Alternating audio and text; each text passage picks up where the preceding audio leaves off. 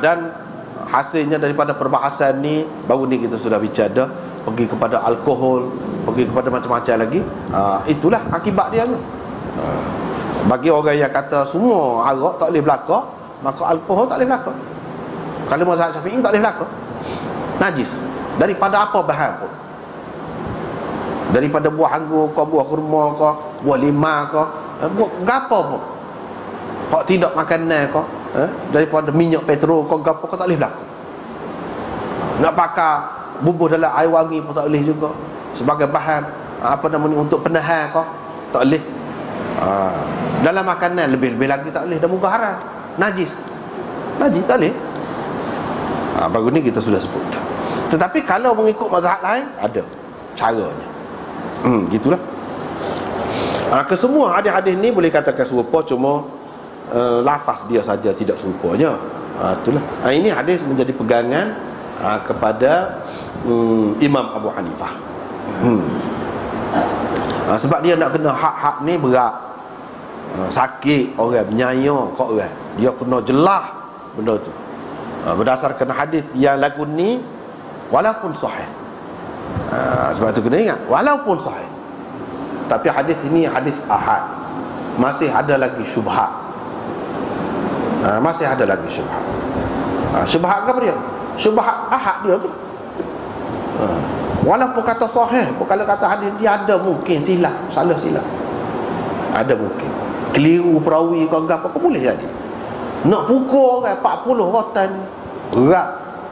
Sedangkan Nabi SAW kata dah, idra'ul hudud bisyubhat, elakkan pelaksanaan hukum hudud dengan adanya syubhat. Apa saja syubhat. Sekarang ni sudah ada syubhat. Sebab dia tak say tu. Dari segi haram juga, dia bukan haram juga, najis juga. Dia bukan najis juga. Sikit banyak pun tak boleh juga, ada sepatutnya je. Cuma dari segi kena hak tu dak, kalau tak mabuk. Kalau mabuk kena hak juga. Itu beza dia daripada orang lain. Beza dia daripada orang lain. Mazhab Imam Abu Hanifah ni, kalau dalam bab hudud ini, dalam bab jenayah ni, dia memang halus benar. Banyak perkara yang molek lah. Kalau kita pakai, sebab tu kalau hukum negara mana-mana, negara Islam dulu zaman Uthmaniyah Turki, pakai mazhab mana? Hanafi. Uthmaniyah Turki itu mazhab Hanafi. Rujukan dia dalam undang-undang dia tu Majallatul Ahkam Al-Adliyah. Tebal. Itu rujukan dia. Supaya juga zaman Kesultanan Mughul di India, pakai mazhab Hanafi. Rujukan utamanya Fatwa Alamgiriyah. Fatwa Alamgiriyah, Maharaja Alamgir. Tu alim besar tu, raja tu, ayah kepada Shah Jahan, alim besar. Dia tu salah seorang penulis kitab tu.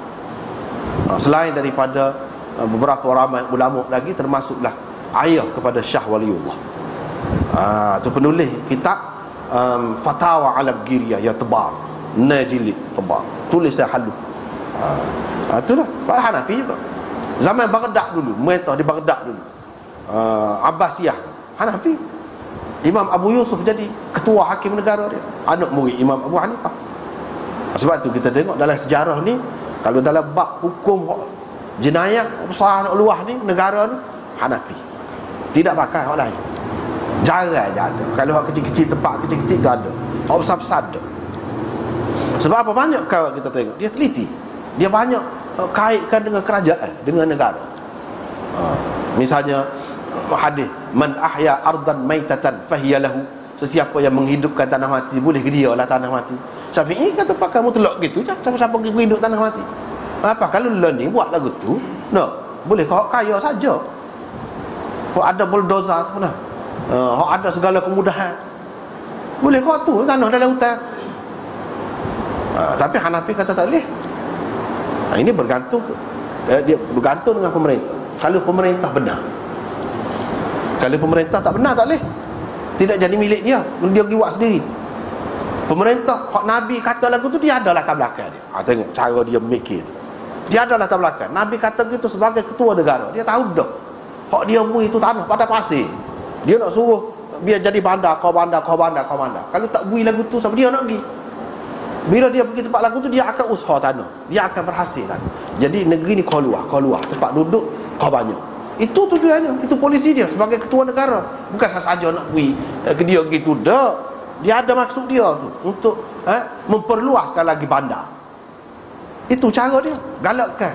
Sama dia buat, boleh dia. Sebab apa? Negeri hak lagu mana dia kata lagu tu? Pada pasir. Cuba kalau kau mahal, tak boleh buat lagu tu. Tak kena negeri yang sepik nak buat lagu tu. Sebab tu Imam Abu Hanifah kata tak, bergantung kepada pemerintah.